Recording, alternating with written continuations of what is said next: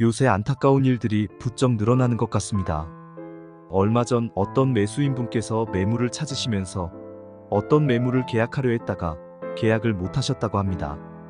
그런데 내가 지금 가격보다 더 주겠다고까지 했는데 매물을 가지고 있는 중개업소가 자신의 손님으로 계약하기 위해 원래 가격에서 더 깎아 계약시켰다고 합니다. 매수 고객께선 다른 중개업소를 통하여 계약하겠다 한 것입니다. 그 매물 중개업소는 집주인에게 중개 수수료를 안 받겠다 하여 매물을 선점한 듯합니다.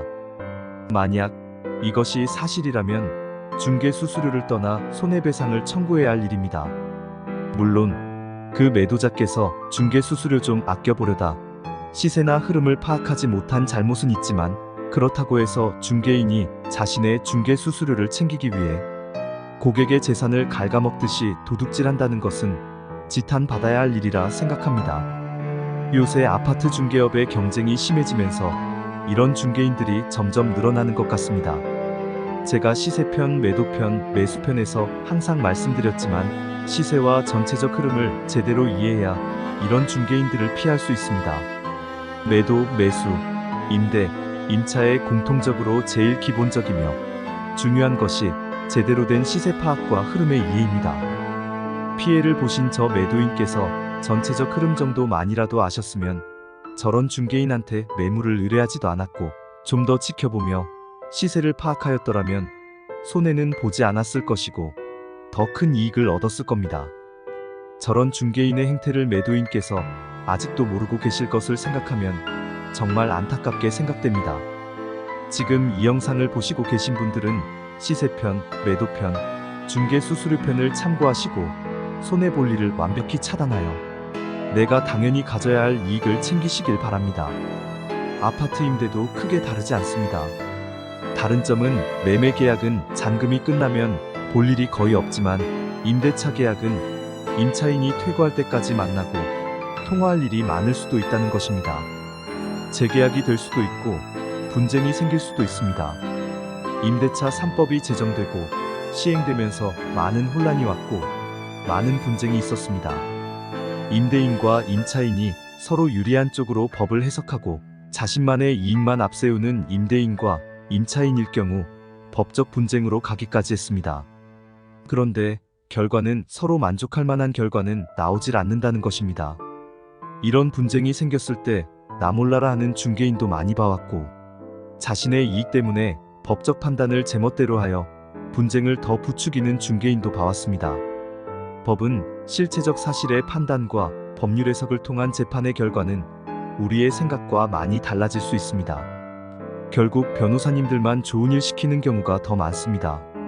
저는 법학을 전공하고 몇 년간 사법고시를 준비한 적이 있어 기초적인 지식이지만 어느 정도의 법률 해석은 가능합니다.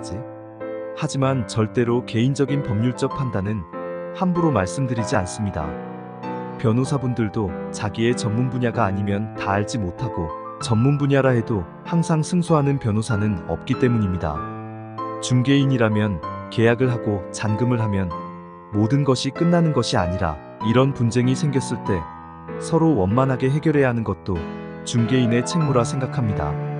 서로 말을 섞다 보면 본의 아니게 언성도 높아지고 감정까지 상하게 되면서 법적 분쟁까지 가는 것 같습니다.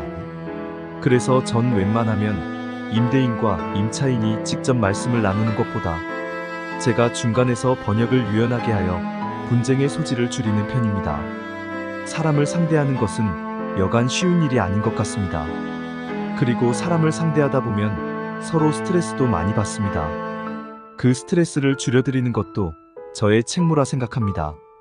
제가 중개업소에 종사한 지 곧 20년이 되고 이전에 다른 영업을 10년 동안 하면서 느낀 점은 사람은 다 다르고 그에 따라 다달리 대하여야 한다는 것입니다.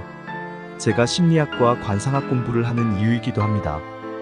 때로는 상식이 안 통하는 사람을 만날 수도 있고 때로는 정말 이기적인 사람을 만날 수도 있습니다.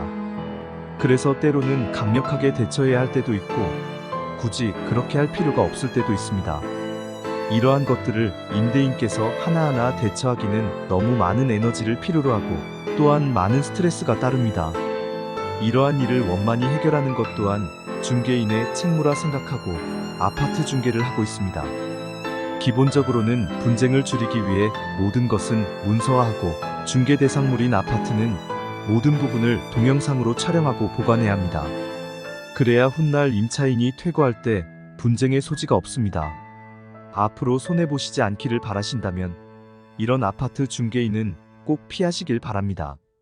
현재의 흐름을 잘 설명하지 못하는 중개인, 왜 이 가격인지 제대로 설명하지 못하는 중개인, 분석적인 설명 없이 감성에만 호소하는 중개인, 중개 수수료를 아주 적게 받겠다던가 안 받겠다는 중개인, 임대차 계약 잔금 후 분쟁 시 나 몰라라 하는 중개인, 법적 판단을 제멋대로 하여 분쟁을 더 부추기는 중개인, 자신의 능력에 대한 이야기는 없고 다른 중개인을 헐뜯는 중개인, 확인되지 않는 구설을 떠드는 중개인. 이런 중개인은 나에게 이익은 절대 줄 수 없고 피해와 스트레스만 줄 중개인일 확률이 매우 높습니다.